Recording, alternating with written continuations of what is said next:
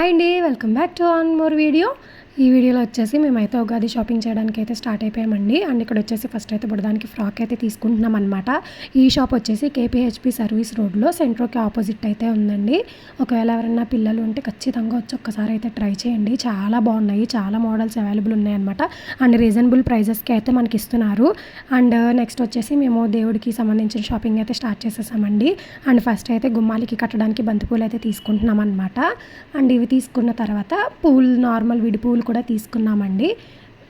అంటే దేవుడికి పూజకి కావాలి అని చెప్పి. అండ్ అవన్నీ తీసేసుకున్న తర్వాత మామిడాకు అండ్ వేప పువ్వు కూడా తీసుకున్నామండి. మెయిన్ మనకి ఇవే కదా కావాల్సింది.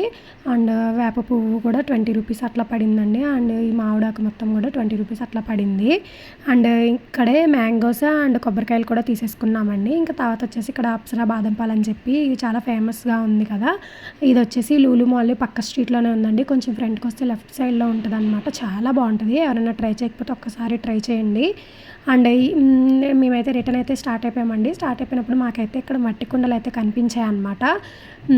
సరే ఇప్పుడు ఎట్లనో సమ్మర్ కదా, మట్టి కుండలో వాటర్ మంచిది, ఫ్రిడ్జ్లో వాటర్ మంచిది కాదు కదా. అండ్ మళ్ళీ నాకు బేబీ కూడా ఉంది కదండి, కూలింగ్ వాటర్ అయితే కోల్డ్ అవుతుంది అని చెప్పి అయితే మట్టి కుండ అయితే తీసుకున్నాము. అదైతే నేను నెక్స్ట్ షార్ట్లో అయితే పోస్ట్ చేస్తాను అండి ఏ కుండ తీసుకున్నాం అనేది.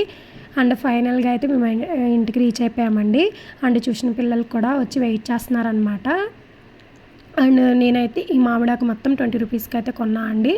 నేనైతే కల్లో కూడా అనుకోలేదండి ఎప్పుడు మామిడాకు వేప పువ్వు కొనుక్కుంటా అని చెప్పేసి. అయితే లాస్ట్ ఇయర్ అయితే మా ఇంటి దగ్గరలోనే వేప చెట్టు ఉండేది. అండ్ ఇప్పుడు ఇల్లు మారాం కదా, ఇక్కడ ఎక్కడా లేవండి. అందుకని చెప్పి అయితే కొన్నామన్నమాట.